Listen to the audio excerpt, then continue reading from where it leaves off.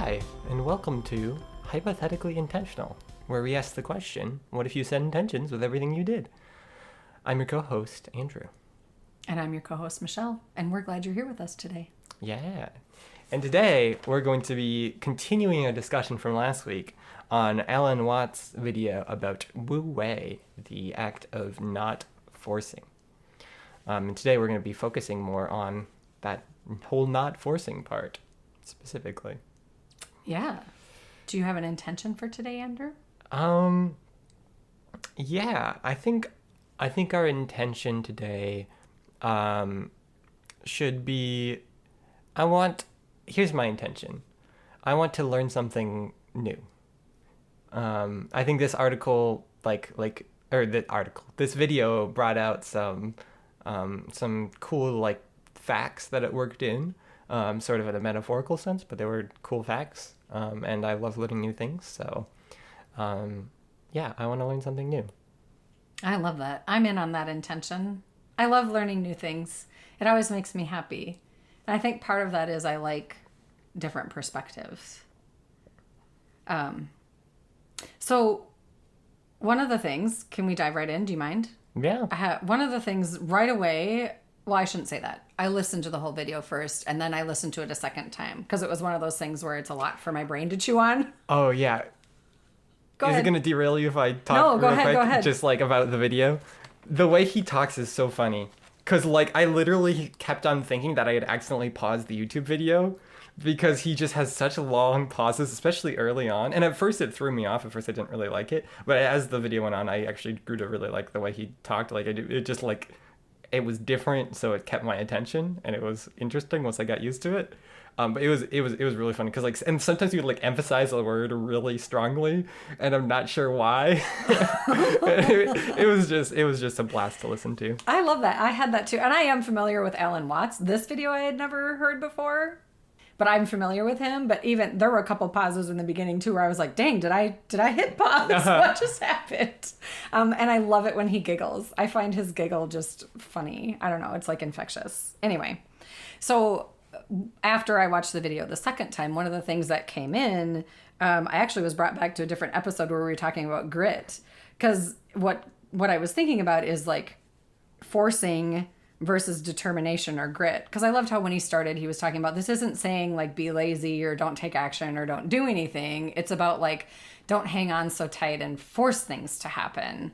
And then I was like, well, what does that, I went internal and was like, well, what does that mean? What does that look like? And I was reflecting back in my life, I feel like I used to try and force a lot of things because they were important to me and I just needed them to happen, and that never went well for me. Versus now I feel like I'm more in this place of, I have grit, I have gumption, I have determination. I'm yeah, I'm going to work hard to make that happen, but also I'm going to be in flow as I do that. In other words, I'm exploring it versus having this expectation of how it's going to unfold. And I also recognize and understand that I might not get to the destination that I thought I wanted to get to, but that I know I'll get somewhere good. It's going to take me somewhere. It's going to teach me something, or it's going to, I don't know, bring in something that, I don't mean, when I say good, I don't mean good for me. I mean good for people. Anyway, I just thought that was interesting how I went from forcing to determination and grit. And then when he said the knowledge of the tides, and the being in the drift of things, I started, I was already in this place of unpacking, the world is happening around you. And we can control certain things in our close world, but some of the external further out stuff, there is a tide and it's moving and we don't really have a lot of control over that, but we can have awareness around it, and that can be really helpful. And then from there, he went to sailing. Wait, can we just unpack that a little bit? Yeah, sure. So when you say tides, do you mean the outside world, all the forces outside of you that you can't control? Is that what you're referring to? And then flowing with the tides is allowing yourself to respond to that as opposed to trying to stop it? Is that sort of what you're saying? Yeah, that's how it was feeling to me. Because I think, when he says tides, I think about, the tides of the ocean, and that is with the moon, and that there's a schedule to that, and there's a flow to that, and that there's nothing that I can do to stop that undertow, so to speak, right? Not that that's part of the tide, but whatever. I'm just using all Yeah, of we're the, not all of maritime the, experts. Not even a little bit.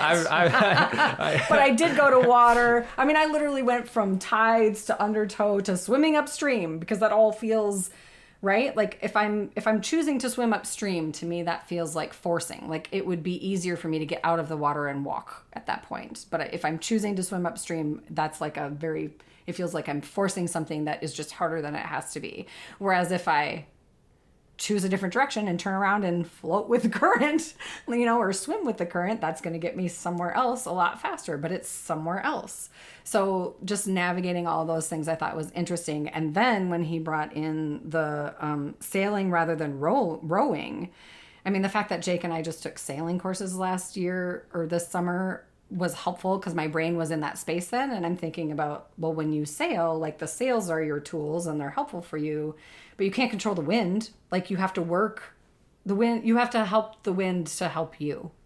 And your boat is your tool to do that. Yeah, right? Like all the things, like the sail, the rudder, all these different things. And like sometimes you have to tack, right? I don't know, all of those things that came in when he was talking about not forcing things. I was like, I made life a lot harder than it has to be simply by trying to control things that were absolutely outside my control. And it's easier when you can open your eyes and explore and bring in a new perspective and an open-mindedness of like how this might be more helpful. Yeah, and I like that. Like, I don't like to think of like one's path through life as being like a passive thing that one is that like I don't believe in like fate or anything like that, that there's a path someone's supposed to take that they're being led down, or that the current is pushing them down.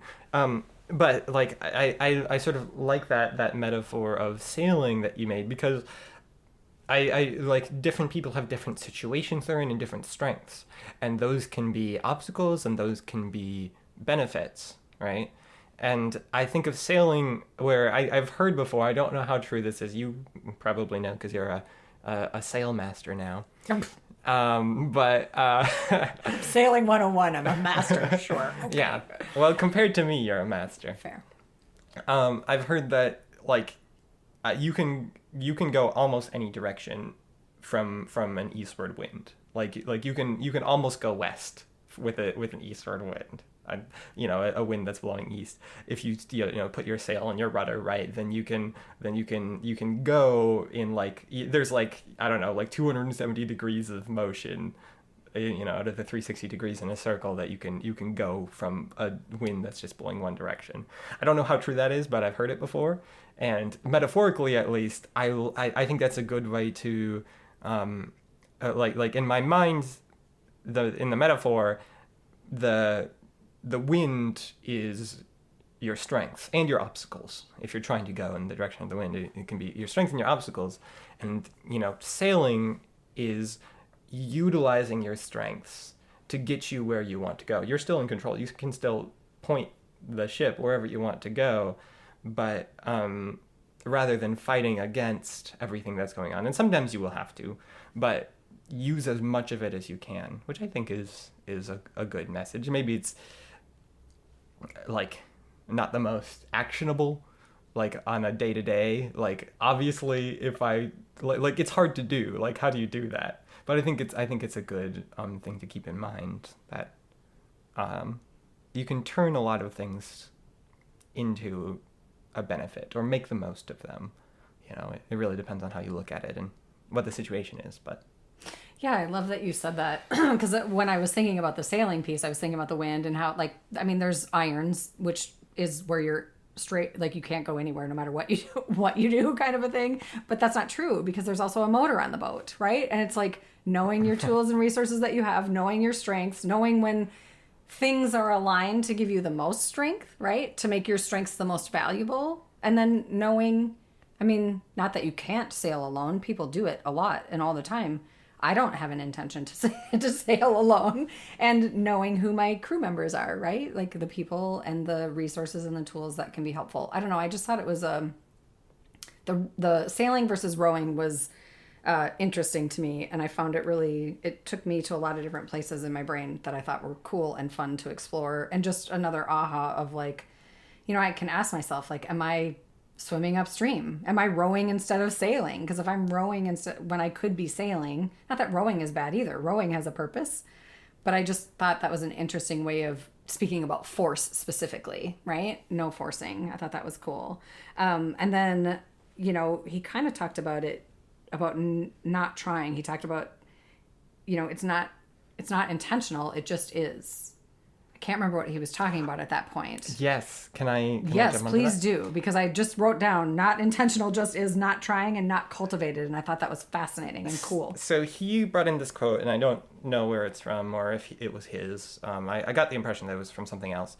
But he said it was something like, well, and this is paraphrased, but it was something like, inferior virtue is when you are trying to be virtuous and you do virtuous things, but it's not true virtue because it's not genuine. And then he said superior virtue is when you are not trying to be virtuous, you're just doing virtuous things because it's genuine. And that is true virtue. And he said the same thing applies. The same thing applies to Wu Wei, where if you're forcing Wu Wei, then you're not doing Wu Wei because Wu Wei is not forcing. Yeah. I think a lot about, like, I've tried meditation before, and like, if you are trying really hard to meditate, you're not meditating. Yeah. At least in certain practices, and I think that's cool. I will say I don't. I'm not sure how much I agree with how it applies to virtue, but he wasn't really talking about virtue itself. Like honestly, I believe that, like, actions are more important than intentions. So, like, if you're doing good things, like, I'm not gonna complain. Like I don't really, like, if it's for quote unquote non-virtuistic reasons, if the outcome is positive, that's great. Like, awesome. And I think it's easy to, like,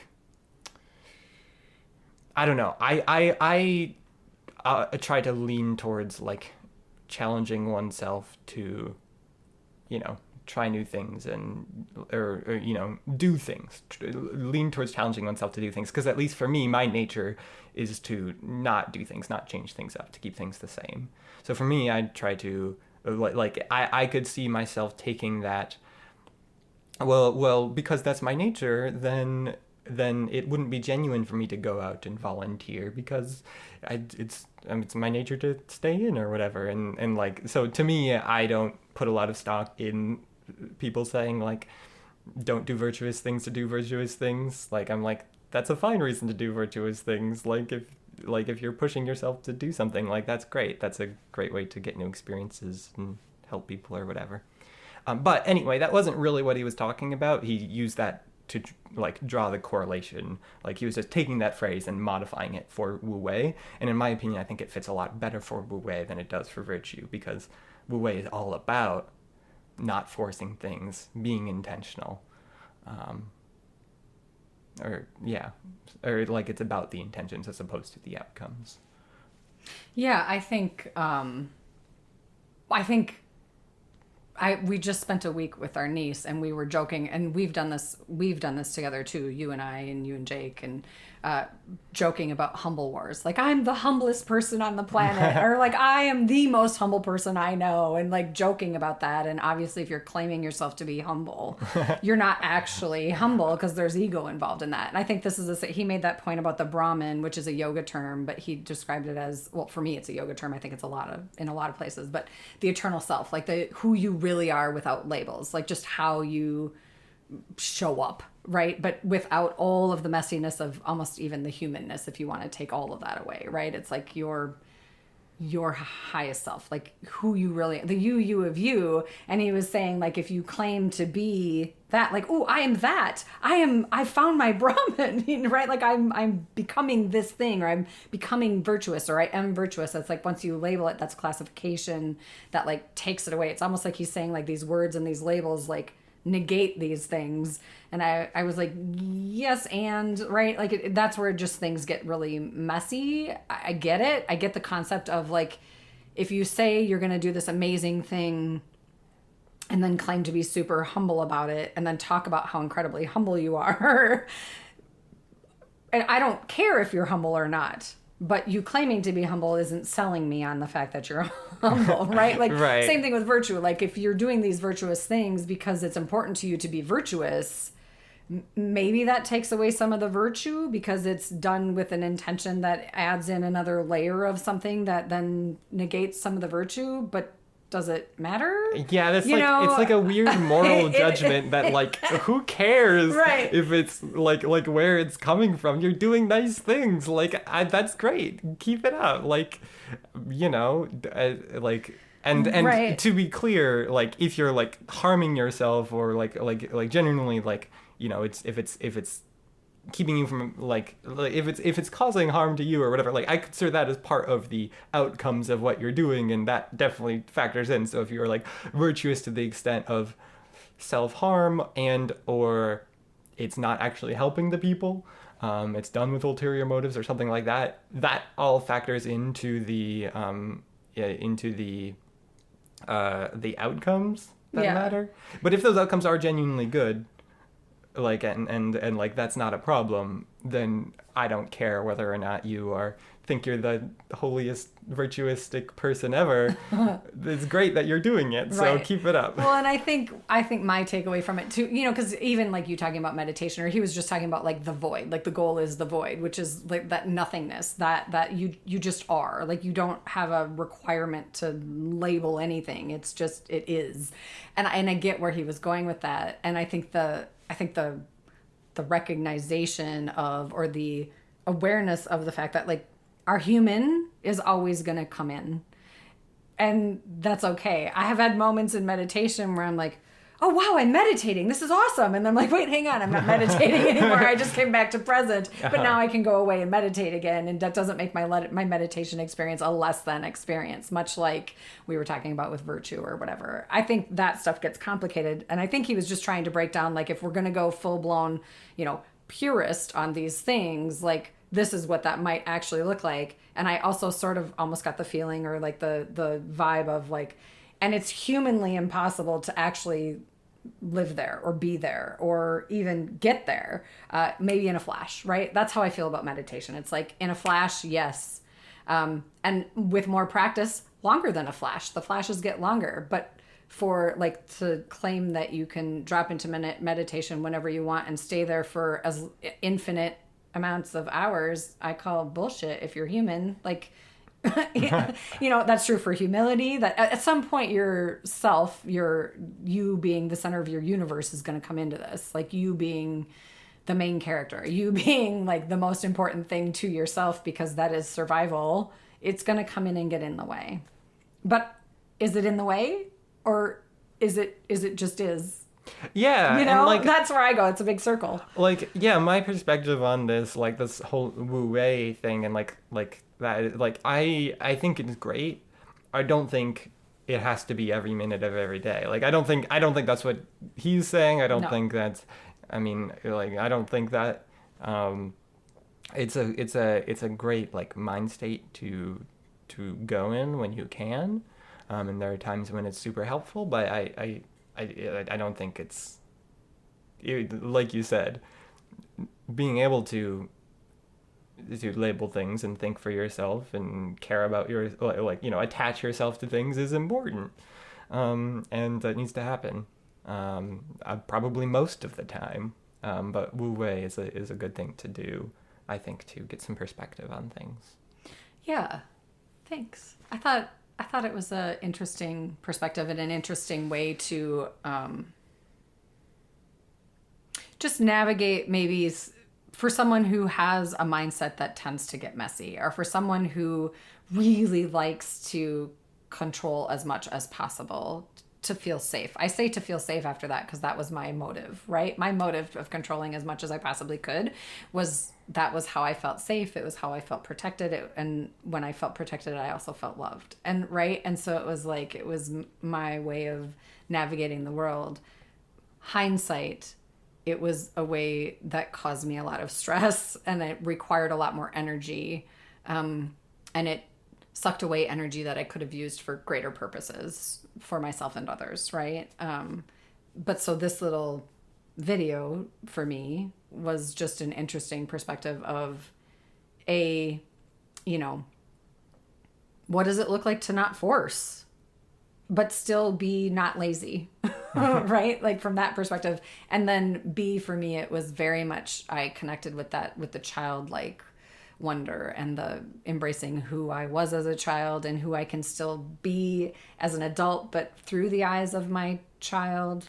Because I do think like as an adult, life experience is there and it can get in my way sometimes, but it's also exponentially useful and beneficial to have that experience because I learned from said experiences, and that's also important. But I feel like in the moment of the experiences, it's trickier because you want to grab on and force things when it gets messy, and then when you're on the other side of it, there's a freedom or a flow that can be seen simply because I mean, if you're open to the lessons and like reflecting on it and growing because of it. Well, do you think that's a good place to wrap up? Yeah, I think that's a good place to wrap up. I think so. Well, how can they get a hold of us?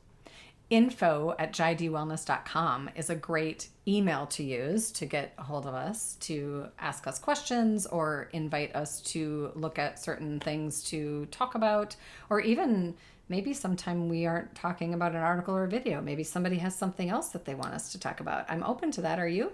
Yeah, definitely. Yeah. If you have like good questions or anything like that. Yeah. Or stories or whatever.